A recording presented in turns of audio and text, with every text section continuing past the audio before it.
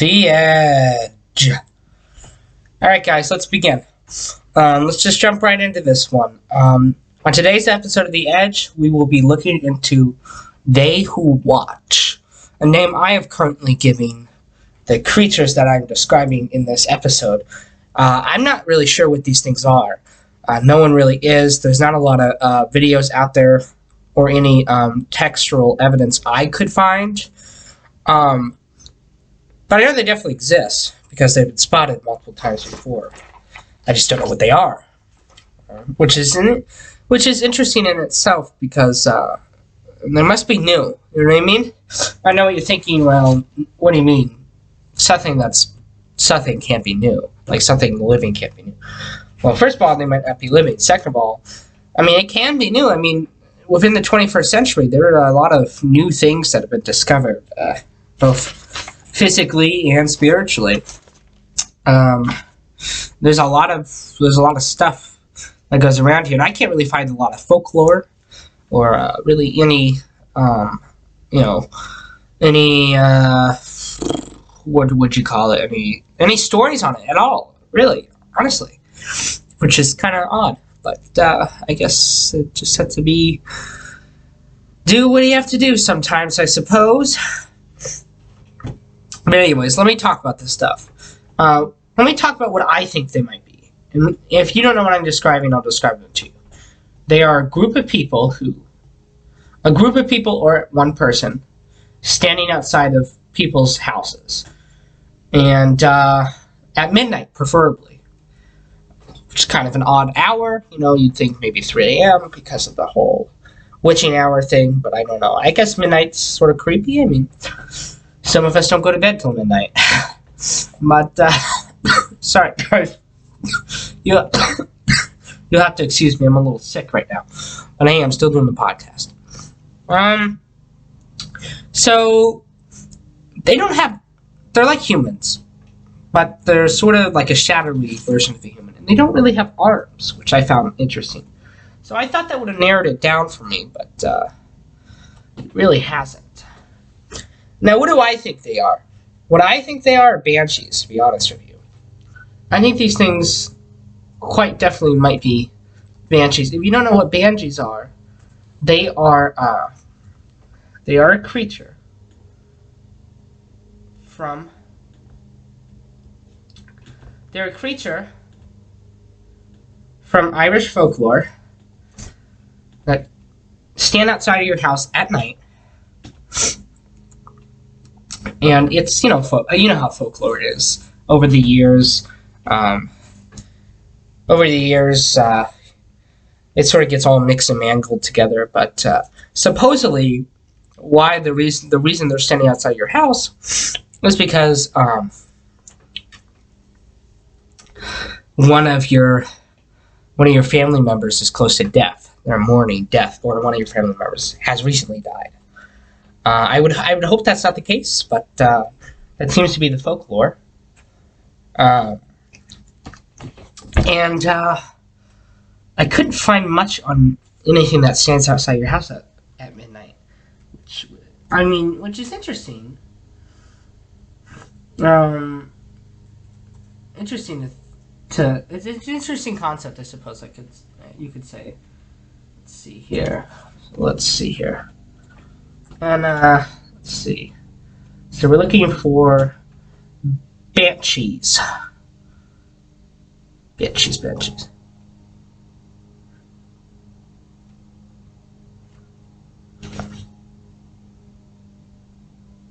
Sorry, guys, I thought I heard a weird sound in the background. And I have my headphones on, so it has to be loud. Now here, we're looking on Wikipedia here. Again, Wikipedia is not the most trustworthy site, but... Desperate times, am I right? Alright, it is derived from the old Irish word bian. It's a fairy mound, or fairy woman. And most of them are female spirits, it looks like.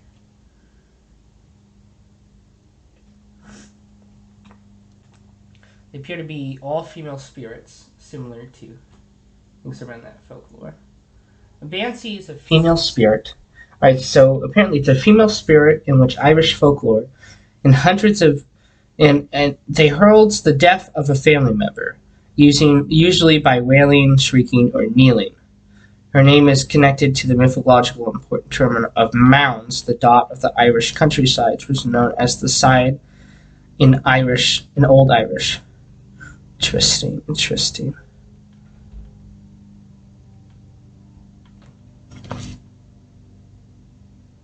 I'm sorry, guys. I thought I just heard some weird music. That's interesting. That's interesting indeed. My light's flickering here. If you're watching the podcast, you can see my light's flickering here. That is interesting. Let me see here. I guess what would be traditional Irish folk music, I guess. So they seem to be sort of a classification of fairy. Sort of a death sort of fairy, so to speak.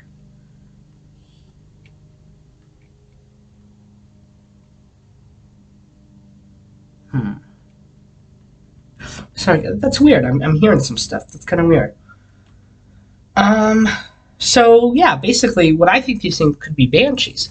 I really couldn't find anything else that would be anything, that would resemble anything that stands outside your house at midnight. I found some YouTube videos, but I don't know. Those could be faked or it could be real, but as far as I know, these things have never been really, truly studied or documented, which is weird. I suppose they could be a form of manifestation of spirits as well.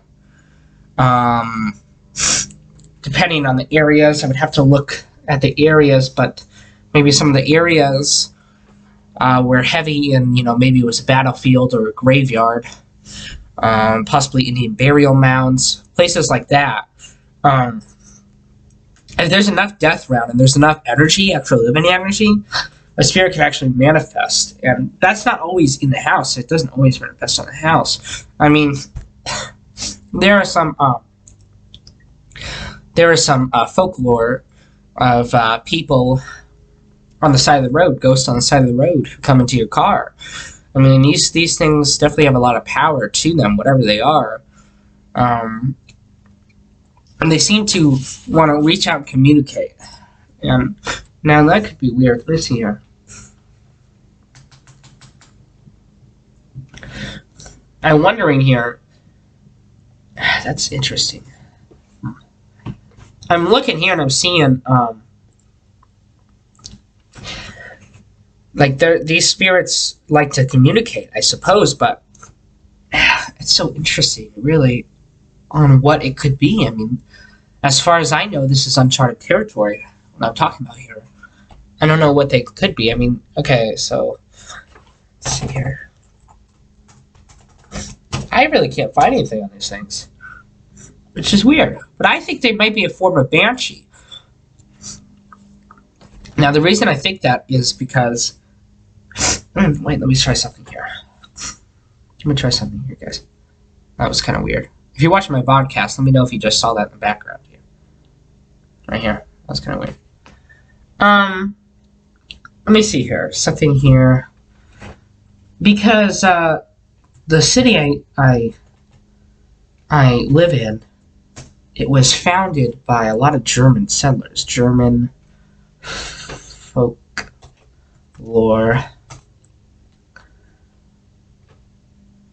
I wonder if there's a German... I wonder if there's a German version of a banshee.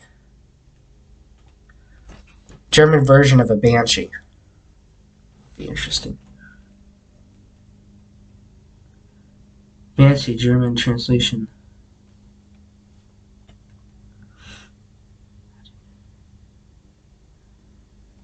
Well, they definitely have a word for it. That's interesting.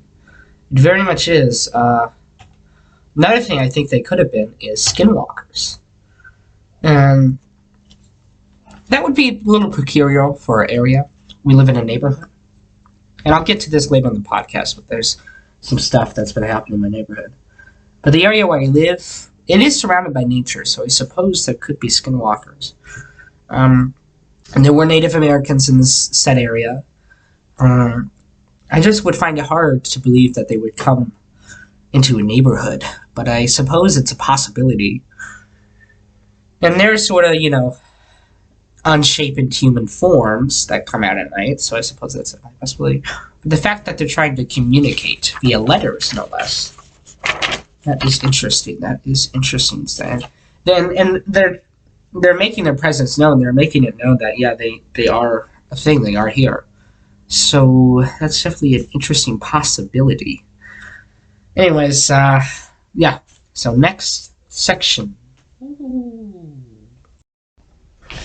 Alright guys, so this is the next section, and I'm going to be talking about how there is some stuff going around in my neighborhood. I'm not talking about the flu, I'm talking about supernatural, unexplained.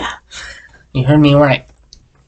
There are these people, like I said in the beginning, standing outside of people's houses in the neighborhood. So I've heard at the grapevine, you know what I mean? Through the grapevine. And these people are sort of misty-like apparitions of humans. They have the outline of a human, yet no arms, sort of stuff that's off-putting like that. And it was this kind of a weird thing that's been going around too, that these people could be coming from the woods behind our neighborhood. We have a line of woods in our neighborhood, and it's all the entire area is very wooded. It's definitely a possibility. There's definitely some weird, strange things happening. I suppose it really could be Skinwalker. It could be a Skinwalker, because supposedly these apparitions are supposedly robed too, and the only creature I know of that does that is a Skinwalker. Although I never heard of a Skinwalker communicating through letters or symbols. Maybe the occasional symbol, but letters and symbols themselves put together.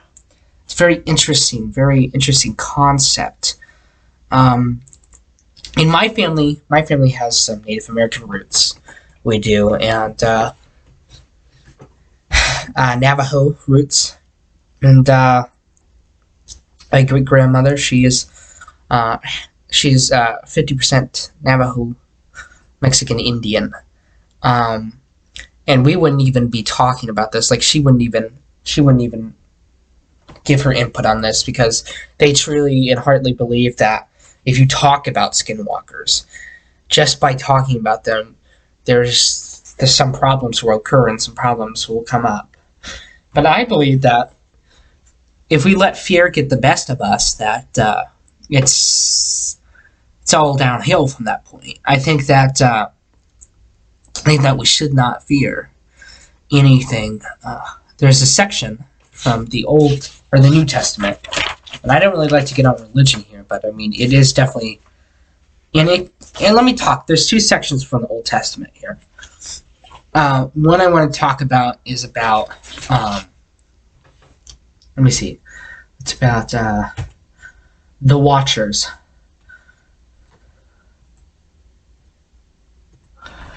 And I didn't really want to get into this, but I suppose I have to.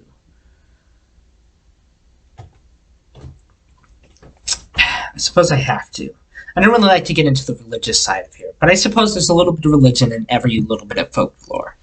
Everything started from somewhere. So in the Old Testament, in the book of... No, it's in the New Testament. It's the book of Watcher, Hebrew. In the book of Daniel 4:13 and 4:17 and 4:23, there are three references of the class of Watcher, Holy One. The term is indicated by, can't read that, who says he saw a Watcher, a Holy One, come down from heaven. He describes how in the dream the Watcher says that and grass, and it made that the punishments by the degrees of the watchers. Yeah, so there are mention of watchers in the Bible, and it's very interesting. I try not to touch on religion on this podcast, but I really don't know what else to describe this as, because it's a very interesting concept. It's a very unstudied concept. So there are these angels, class of angels in the book of Daniel, called the Watchers, and they watch from afar, and they are just there to watch and observe, so to speak. And I mean, it's very interesting to think too about the fact of midnight, the birth of a new day. It is a very interesting concept. I wonder if those letters, I will have to ask, I wonder if those letters were Hebrew, because that would make the concept even more interesting. But other than that, I would like to go in deep detail and tell you about, how the history surrounding Lancaster. It's definitely history. This neighborhood that I live in, it's somewhere in Lancaster. That's all I'm going to say. But in this neighborhood in Lancaster, in this area, there were a lot of Native American people, indigenous people, and there is a very well-known landmark around here that some people might assume could be Indian burial ground. And let me touch on that. The reason I bring that up is because it could be skinwalkers. The ones that are doing this could be skinwalkers. And skinwalkers it's basically a curse set by a Native American shaman. Shaman are their witch doctors, basically. They're people of high power and high spiritual standards. And it's a curse set on the land to protect the land and scare off unwanted visitors from the land, even when all those indigenous people are gone. So they would have their holy land preserved for, a time and time, hundreds and hundreds of years to come after their inevitable death. And the thing, I think what makes this very compelling to what these things are that are standing out people's houses at midnight is that they take the form of a human. They try to mimic humans to blend in and even lure unsuspecting victims, unsuspecting visitors into the area and outside. And who's to say that there are not skinwalkers out there that are intelligent enough to amp up their tactics enough to where they reach out and try to communicate with the person that they are watching, with the person that they are assigned to sort of keep an eye on, so to speak. Another interesting thing about this area is before, when there were indigenous people here, there were the Germans who came in and settled in this area prominently first. And I think that's very interesting to think about how different folklores tie into each other. Because every little bit of folklore started from somewhere. I think it's interesting to think what could this possibly be? What possible things could this be? And it is possible. There's a possibility that what I have saw a couple of times in my backyard could have been a skinwalker. Now let me explain here.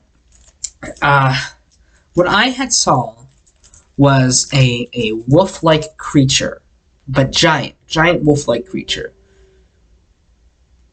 I just heard a weird sound. I'm sorry, got off track there. A giant wolf-like creature. Two times as a matter of fact, sort of roaming and running in my backyard. And it's a possibility that could have been a skinwalker.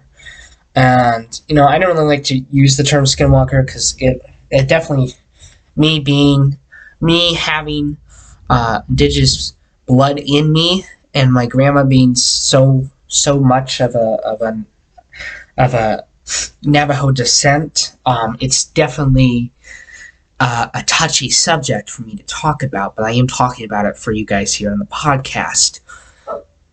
It's a definite possibility that my neighborhood could have a pack of these things running around. It's a definite possibility. I mean, we don't know. So, next section. Alright guys, this brings us into our next and final section of the podcast today. Before I get into this section, I would just like to take a moment to mention that I do have a lot of other content other than this podcast. I have a Facebook page, and it would be under Caleb Persinger, so you guys can go ahead and go follow me over there. It's about the podcast mainly, about my other social media accounts. I have a YouTube page called The Caleb Circuit, and The Edge. You guys, The Edge is the video version of this podcast. You watch the podcast or seen, yeah, that's the video version. But I also have a separate YouTube account called The Caleb Circuit, where I actually go out and actually investigate strange things around. And we even have something maybe in the works here with Amazon Prime Video Direct. I'm trying to get a show out here. It's a possibility to be about Bigfoot. That's all I have to say right now on that. That's still in the works. But let's get into this final podcast section here today. What I wanted to talk about was a couple different things. There is, and this is kind of crazy, at my grandmother's house, there was this one time where me and my brother, the video is not out on YouTube anymore, it was taken down for some reason, but we did a 3 a.m. challenge, and you guys might be like, oh, okay, 3 a.m. challenge, there's just so, staged and whatnot. And ours wasn't staged. But there was some weird stuff that happened that I think could relate to this. And so it was late at night. It was about 3 a.m. We were doing this challenge. And all of a sudden, we hear this weird, running sound of a motor. And it was, encirculating the house. And we were wondering what this could be. I mean, there were no motorcycles, there were no dirt bikes. True, it's out in the country. But it's out in the country at night. You hear weird sound. That's kind of crazy. And so I'm starting to think maybe it might have been a skinwalker or one of these watching things that was trying to get our attention, trying to get us out of the house. Another weird event that happened there, my mother had a weird occurrence happen there. She was at my grandmother's house. It was nighttime, we were sleeping. And all of a sudden, this, you could hear on my grandmother's house, on her roof. It's a metal roof, and you could hear just this, not that, but you could hear just this sound on the roof, like something clanked and got off the roof, like it jumped up on the roof. Within 2 steps, it jumped off. Now, my grandmother's house, it's not the biggest, but I couldn't get up on that roof with a 6-foot ladder. You know what I mean? Well, maybe with a 6-foot ladder. But that means the thing had to be at least 6 foot.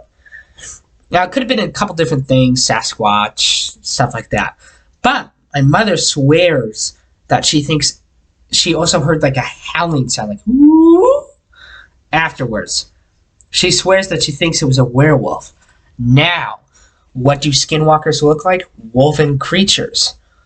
So I'm thinking it could have been a skinwalker. It could have definitely possibly been a skinwalker, because in that area, it's way out in the country. There's a lot of hills. It's Perry County. You never know what happened there. I don't think there were many indigenous people there, but there was probably definitely some. I mean, it's a possibility that there could be an Indian burial ground there. I mean, you just never know. I mean, it was definitely weird, to say the least. I mean, no animal I know of is going to jump on your roof, on top of your roof, and then, nonetheless, jump off of your roof within 2 steps. That's kind of strange to me. It's kind of odd. So there's that. And there's also this time about Geez.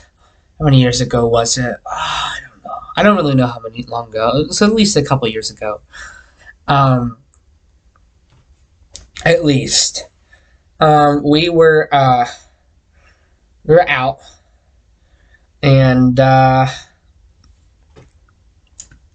we were over at I was over at a friend's house. Me and my friend were over at his one of his family members' houses. We were over there, and we were ready. We were going to spend the night. And all of a sudden, we hear a big, like boom on the window, like a boom on the window, and we thought someone might have been trying to get in. Well, it could have been a coyote. It could have been a raccoon, possum, something like that, something along those lines. But it also could have been what many people call a skinwalker. And the reason I think that could have been is because the area around where that house was, it was also the site of indigenous people.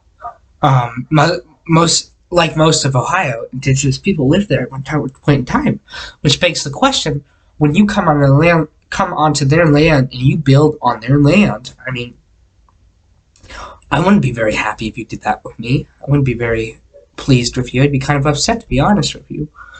And I think that's what's happening in these instances, in these cases, where these neighborhoods are being tormented by these woven creatures. But where are all these neighborhoods located? They're located on sacred land. I mean, it's definitely a weird coincidence if the two are unrelated. I would say that's a very unlikely possibility. That's a very rare possibility. And I just think that this whole thing with today's modern, advances could possibly confuse or even give more power to these creatures. And it is interesting to think here that that in today's society we have all these things happening around us that most of them are faked. I'm not going to be, crude with you. Most of them are faked, and most of them are not. It's not real. It's not real content. And so you start to get suspicious of things. You start to get like, oh, you're just playing around, you're just messing around. But no, I don't think some of these people are. I think some of these instances are real instances and real occasions that actually have documentedly happened. And I think it's definitely a weird feeling to know that there's something out there that you can't explain. It has not been explained. There has not been research on it. And it's out there, and it could be a dangerous threat, or it could not be. You don't know what it is. It's inexplainable. It's unexplainable. And that's what this podcast is all about, to see those things out. Go into detail about these things that could be scary in some instances, or could just be straight, terrifying, weird, creepy, whatever you want to call it. I mean, I cover it here on the podcast. Which brings me to my last little point I wanted to make here. Anyone who's listening to the podcast now, if you have any suggestions or anything like that on what I should talk about on the podcast, or you have any stories to talk about on the podcast, please either send me a voice message through the link in the description of the podcast, or send me a message privately via my business email, which is the Edge Podcast business email @gmail.com. I know it's a long one, but it's the only one available. So if you have any sort of strange story or anything you want to really share with the public eye, please contact us, because I can interview you through this app that I'm using, this Anchor app, which, by the way, is a great tool to have. And I can definitely, you don't have to have it. I can just use the link that they provide to give you an interview over the phone. So if you're definitely interested in that, I can't pay you any money, but it'd be definitely free. It'd be a free possibility. So let me know. Just shoot me an email, and we'll see what happens. But from there, guys, yeah, that was our episode today. And remember to stay vigilant and stay focused because weird stuff happens every day. Bye bye.